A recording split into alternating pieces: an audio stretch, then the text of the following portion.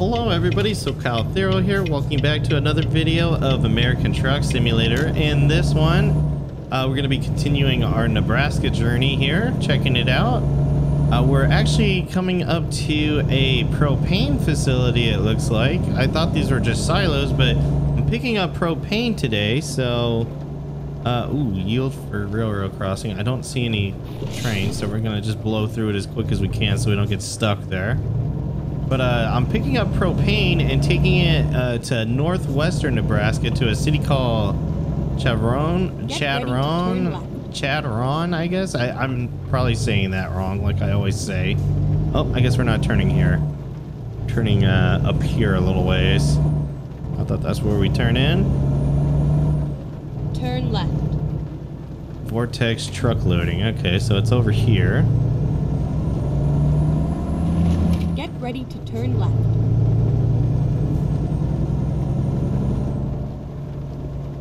Turn left, and then turn right. Cargo is ready to be loaded. Proceed to the loading area. Will do. Alright, so we're going to be heading to this propane facility here and taking some propane up west or northwest, basically. Turn right. Alright, and then we're going to turn right. That yard looks like it's all locked down for trains. That's not for trucks. Go straight on. Oh, this is cool. Look at this. We just fill up right here in one of these spots. Your route guidance is now... Yeah, it looks like they got 2 tankers here ready to pick up, and then we can pull up here and they can fill up ours, so that way we can get done that way. Go ahead and...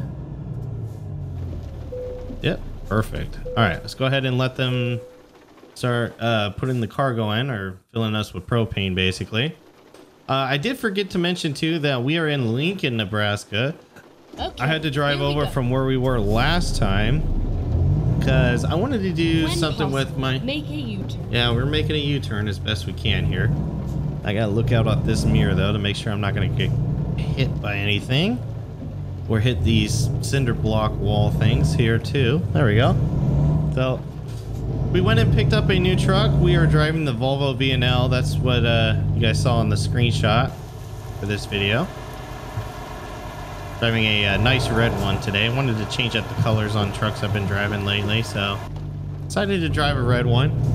Been doing different colors lately, it seems like. I did an orange truck not too long ago. I'm doing this red truck now. Turn right. Typically not stuff that I would pick up and just be driving here. Let's make sure it's safe. Yep, it's safe there. Gonna get my camera reset at the same time. Get ready to turn right. Okay, we will turn right. Turn right. We're good there. See all this farmland around here. Cool. Like I always say, it's pretty cool to see. But yeah, I wanted to drive a different truck today, and then also wanted to use one of my trailers instead. I wanted to do something different than like just a regular insulated trailer or like a dry van trailer where it's like, hey, you got used packaging, hey, you got fruits. Like I wanted to do something that was different. I was gonna grab my lowboy, but it wasn't at the same yard as my truck, so I was like, well, I guess we're gonna do something different then, and we'll use the gas transporter here. Ooh, what's this car? Is that a Scooby? Yeah, that's a Scooby. Scoobaroo. We're gonna pull out here, hopefully not die. Yep, we're gonna block a cop. Hopefully he doesn't get too pissed at us trying to get out here. I think that was a cop behind me. Pretty sure it was. And again, we're still working on our external contracts. Oh yeah, that's definitely a cop. We're still working on our external contract, so I'm gonna be stuck at doing 65 only. Looks like the rain's calming down here. I'll just turn off my, well, should turn itself. I have automated wipers, so it should turn itself on. If it, yep, there it goes. If it senses rain. I believe my lights are on already too. Yeah, they're on. I can see it on the dash there. You can see the indicator.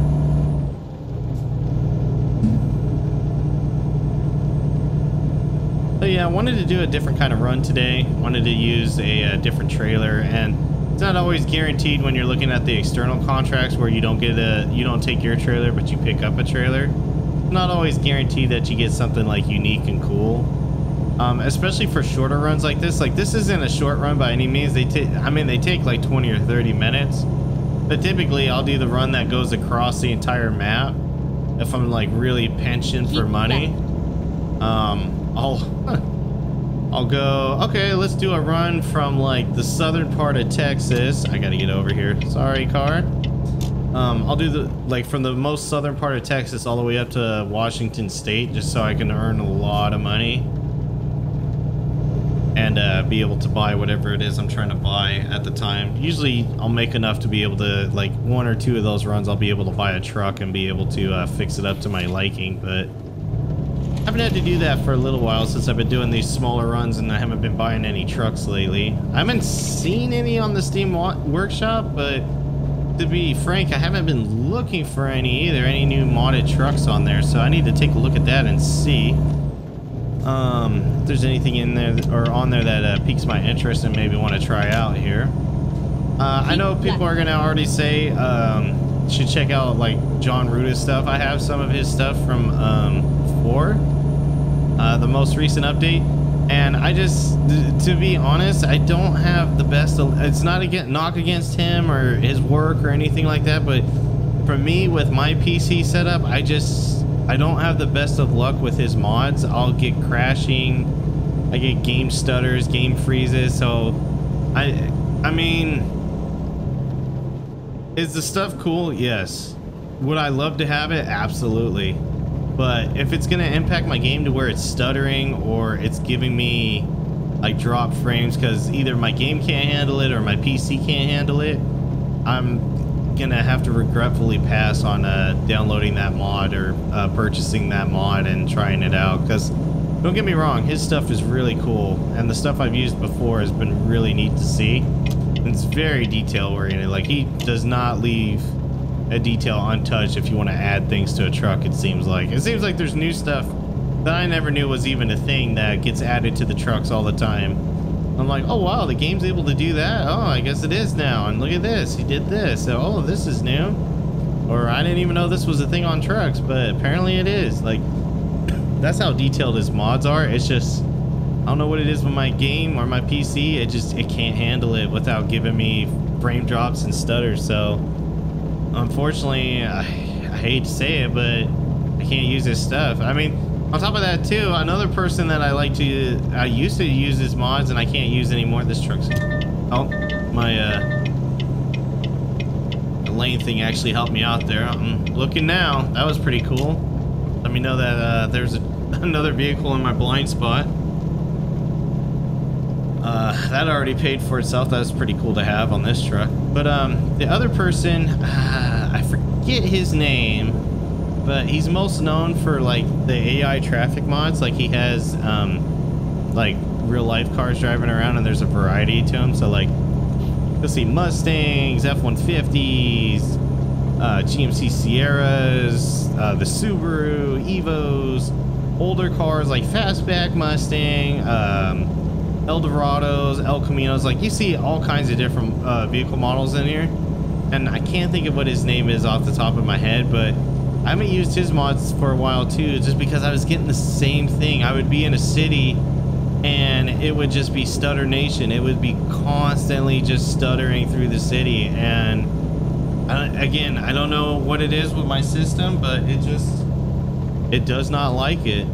As I was looking down at it, I was making sure my water flow meter on my cooling system stopped one night, and I was like, that's not good. It should be spinning. Let me know there's good flow in the water cooling system in my PC. I turned my PC off and I blew a duster through it, which it needed it. I'm not gonna lie. I should be better at keeping it clean. And then the next day it started to work just fine again with the flow meter, and I was like, okay, good. I probably just didn't realize it had a plug and I needed to clear it, and I didn't want to overcook the little motor in there that pumps the water through it. So, seems to be doing good now. But yeah, in my last video I had mentioned I would have something I'd have to work on the next day, and I'm actually recording this on the same day as that video too, even though I was going to record on the so today's a Wednesday, and I have a thing going on Thursday. I was going to record on Friday, but I decided I would record again on Wednesday here, but there wasn't enough time to talk about it, so I figured I'd talk about it in the next one here. But I got a call from my roommate saying there's like a beehive outside of my my townhome, and it's kind of like over my neighbor's roof awning, and it's like right by my front door, and I'm like, oh, let me see how bad it is. And I got home, and holy cow, is it bad. The bees they have either chewed or found a way through, like, so again, to give context so you guys can kind of get a picture of what it looks like here. So in my PC's at the top of my stairs in my little what do they call this? I guess a loft, even though I would call it a hallway. And then you go downstairs, and there's these two big glass windows that look out to the center courtyard to where my neighbors are with all the other townhomes. Sorry, man, I was gonna try to get over, but it was not looking safe to do so here. But these two big windows, there must be a seal that's not completely sealed or broken somewhere. And to be fair, the windows have not been touched since I moved in, and the house was built in 03 and I moved it in 07, so the windows probably have had some wear and tear of just years of the sun beating on it, coming off, beating on it, coming off, and the seals are probably starting to go in certain areas to where a bee, and these are honeybees, luckily they're not wasps, where those wasps are assholes. They will just come at you no matter what it feels like, but honeybees are more protective of their queen than anything, and they'll swarm you if you get near them, but they generally try to leave you alone, and as long as you leave them alone. But they found a way to where they're getting through my window and they're getting into my house now. So I've been kind of like, I'm recording and I'm kind of looking at my window at the same time to make sure none are coming in. Although it's a little bit later now. It's almost, yeah, it's about 8 p.m. right now my time while I'm recording this. And bees tend to go a little like dormant, kind of docile at this time of night when it gets cooler out, so they all huddle up and stay around the queen to make sure she's good in her hive there. So the reason I won't be able to record any content tomorrow is because I have a bee remover coming out to do an inspection to see how much it's going to cost me, which hopefully I caught it early enough to where and I hate saying it's only $650 to do it according to him, but when they get into it, like, I've had bees before in my other neighbor's house.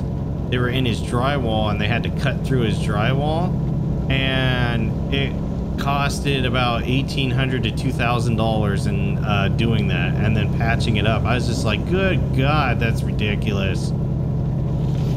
But I mean, what are you gonna do? They're there, you gotta get rid of them, or they're gonna sting you, or they're just gonna be a nuisance and you gotta deal with them. Like, what are you gonna do? So you kind of have to pay or you're screwed.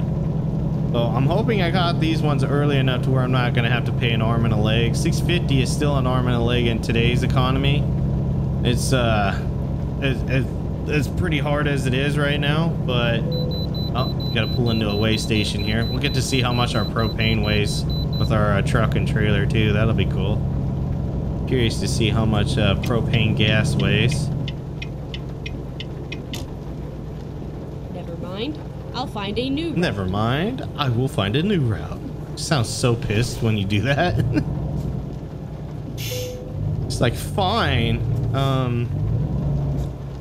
What's this guy doing here? Is he bobtailing? No, he's not bobtailing. I guess he's got a trailer, but it's got nothing on it. There's no container on the back. 80,373 pounds. That's pretty cool. That's definitely not California compliant. That would definitely fail, and I'd be getting fined for that. I think the legal weight limit for California is 40,000 pounds. And I mean, if you're like within a half a pound to like 3 or 4 pounds under that, they still fine you. I've heard from some of my buddies that are truck drivers that come to my work and pick up loads from us, from the warehouse I work at. They're like, oh yeah, dude, if you're like 4 or 5 pounds off, they still fine you because you're way too close. And they just count it, they just chalk it up to, yeah, it's just not centered correctly for the load, so you got more in one area than another, so it offsets it.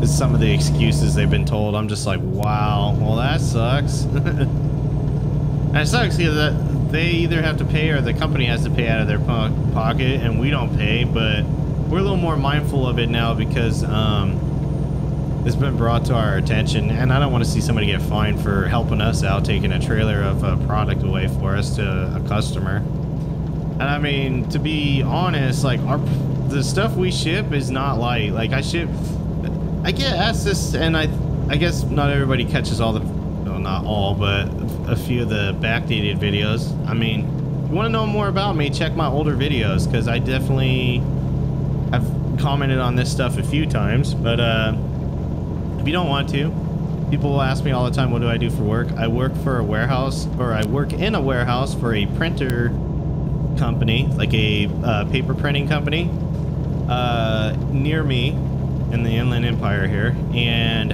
what we do is we print product both on paper and digitally as well. So I can do like, just to give you guys an example of like and we're not limited to just that stuff. Like we have other warehousing stuff that we house too. So like, to give context, we had COVID test kits that we were housing for a customer in our warehouse that we would ship out. And that's kind of strange for a paper printing company, right? But we had those. But then we have stuff as simple as a flyer that is for a business to ship out. Like they're shipping out flyers of like an appraisal on a property to a label that has a Bluetooth reader inside of it that is placed on a pallet of freight so that a customer can track in real time where their pallet of freight is. And that's actually really cool. That's one of our newer ones, and those cost a ton of money. We have to keep them in a secured area just because of the value of the product. It's like, it's ridiculous. Like a pallet is like almost $500,000 worth of product, and it's literally it's for, well, I won't say which one, but it's for an airline company. I don't know if I can say the name of the airline company. I'm sure I could and it'd be fine. And my buddy flies for them too, so if you know him, then you'll know which company it is without me telling you. But it's literally like a QR barcode that they place on a pallet of something that's being shipped with freight, and it's like going on an airplane and actually shipping out to another state or another country in some cases. And it has a Bluetooth in it, so it connects to the plane's Wi-Fi system.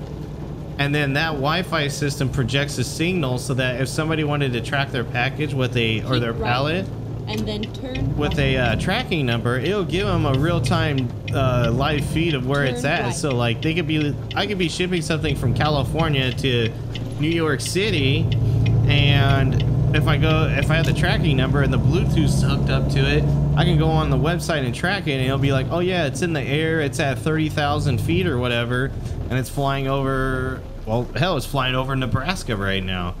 It's pretty cool, and it's printed on this label, so it's pretty interesting to see that the Bluetooth technology has been incorporated into a piece of paper, basically, and that it just, I feel bad because like it seems like really like high-tech future stuff, and you put the label on the pallet, and then after that, like the label gets peeled off and thrown away. So it feels like you're throwing away a lot of money in my eyes. I don't know, I could be wrong. Knowing my luck, it probably cost them 10 cents or whatever, and it's like another 10 cents to throw the Bluetooth device in, printed into it too. But like, that's something else we work on too. But for the majority of stuff, we have paper printing that we do and ship.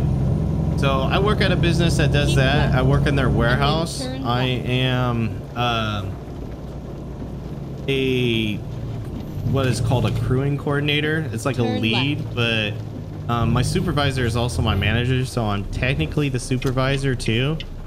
At the same time, because they never backfilled my original supervisor's position. So that is what I do for a living. That is what pays the bills. YouTube does not pay for my bills. YouTube does give me some money. I'm not gonna sugarcoat that, because I am partnered with YouTube.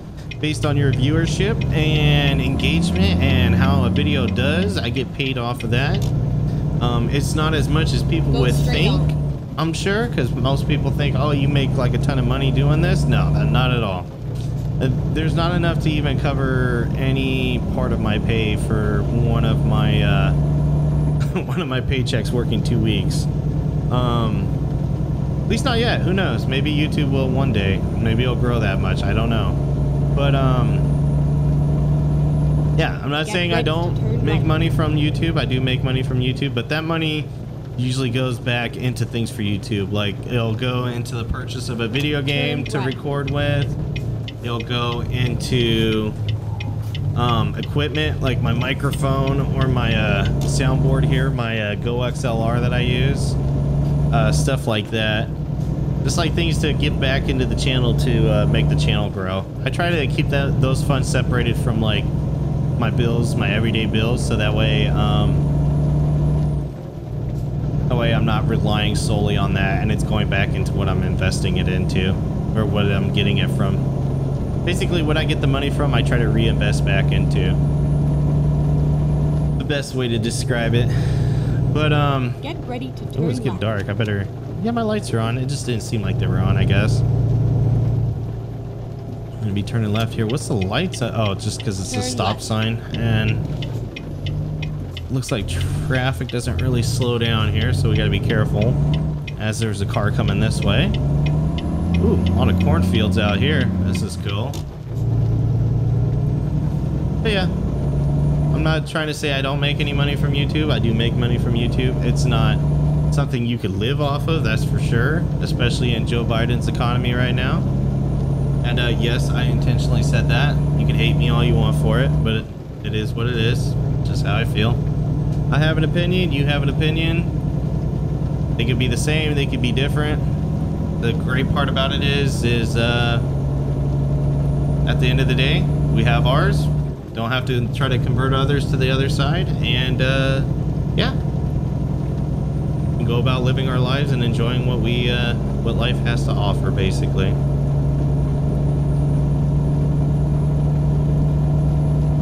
But yeah, YouTube money definitely would not be able to pay the bills. So, and in saying that, like, I don't get paid often because they have a minimum threshold. So I get it like every now and then. I'm gonna help out this Mustang. He's trying to go around me. I'll slow down for him here. There you go, dude. I didn't want you to be hanging out there and have traffic coming at you. But yeah, with that being said about the pay, like, I'll buy a new game every couple of months or so, unless there's like a lot coming out like during that time. So it's not to say that YouTube money covers all my game expenses either. I'll pay out of my pocket sometimes too, but it's fine, it's worth it. I only buy games that I like to play, so at the end of the day I would have bought it anyways, so I don't care if I had to pay out of my own pocket instead of what YouTube ad revenue would have paid for it. Unless it's something that I've been asked to showcase on my channel, like I've been asked to do that twice, and one of them I couldn't showcase because it was a console game, and there was just no way I could do it.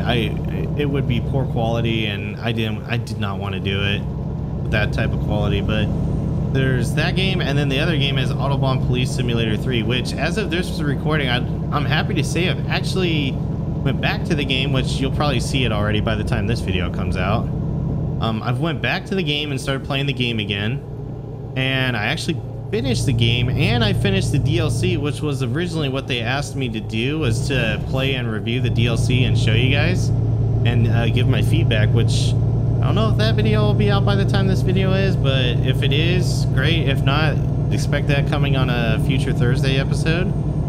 But yeah, that game's a lot of fun, actually.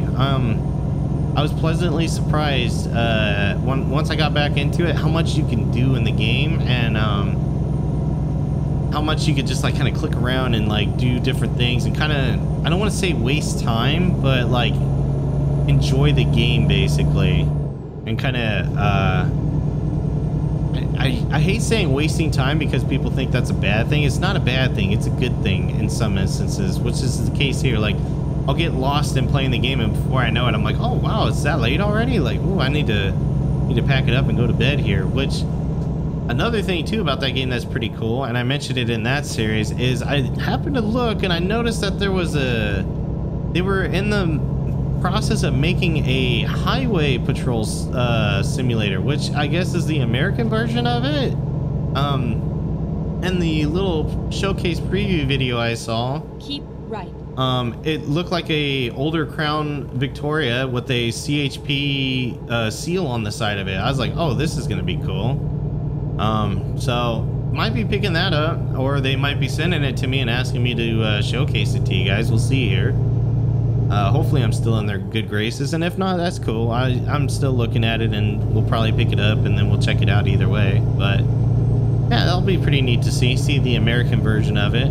Because like, to be honest, like when I first started playing it as they asked me to, I was enjoying it. It's just, it's hard to connect to something that I don't live in. Like, I don't live in Europe, I live in America, so it's hard for me to connect to a game like that. Like American Truck Simulator, like I connected with this game very well.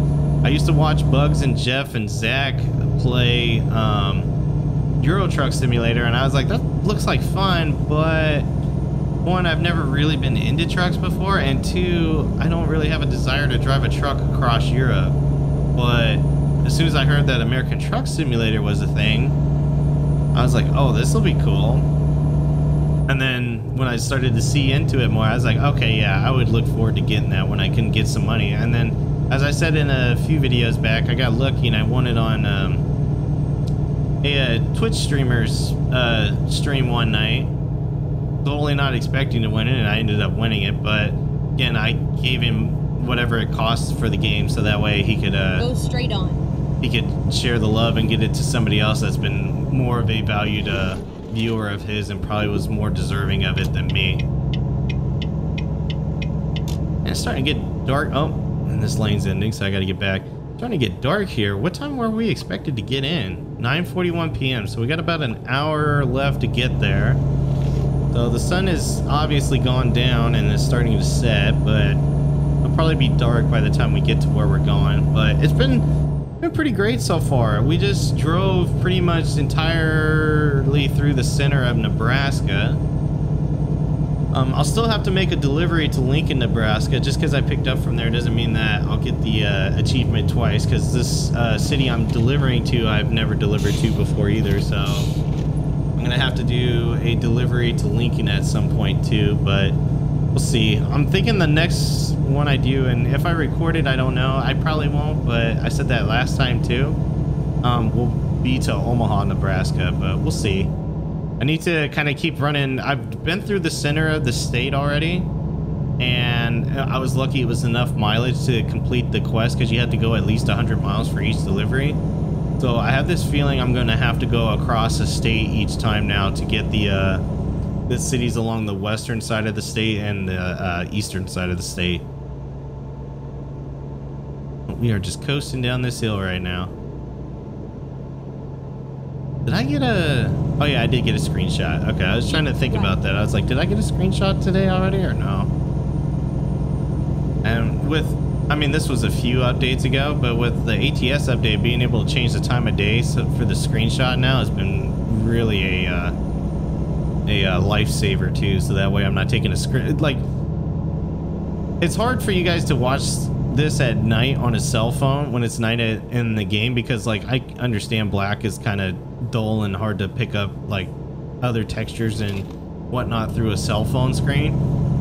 If you think that's bad, a screenshot thumbnail to make a video appealing to make you guys click on it is even worse. Right.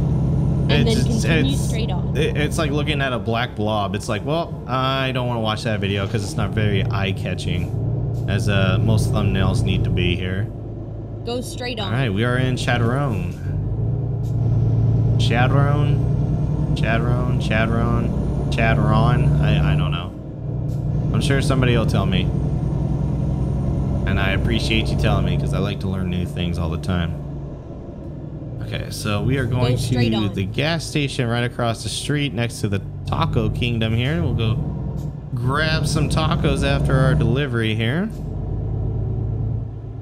And there's get ready to turn the right. delivery point right there. In fact, let's put on our flashers, on our four-ways. And we're gonna swing way out here towards Taco Kingdom. And then we're gonna swing back. It's all over. So that we have enough spacing to line up the trailer, hopefully.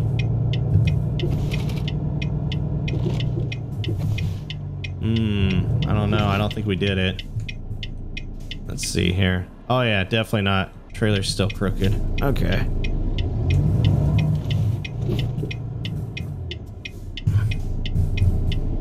Need to pull up a little bit more. Yeah, it looked like an easy drop off, but like I said, leave it to me to screw those up.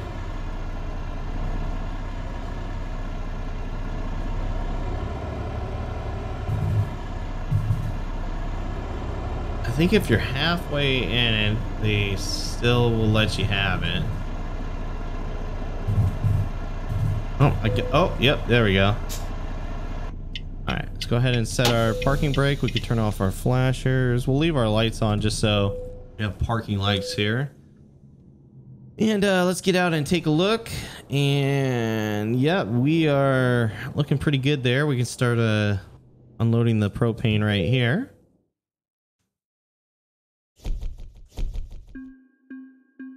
So we drove 553 miles. It took us about 40 minutes to do it. Almost 97 gallons of fuel. And we earned $40,780 on that one. Well, guys, that's going to do it for this video of American Truck Simulator. Let me know down in the comments below what you thought. This is my 5th video. I guess that did count. Okay. I'm thinking right now, I have not done a video or a run in this game without you guys yet. And this is my 5th video, yet I've made 6 deliveries. So it must have counted picking up from Lincoln, Nebraska as a city mark. And it counted dropping off over here. So that's cool. That kind of doubled that. That's like one less delivery I have to do now. So I'm halfway through the event here for cruising Nebraska. So that's pretty cool. But anyways, guys, thanks again for watching. And until next time, take care.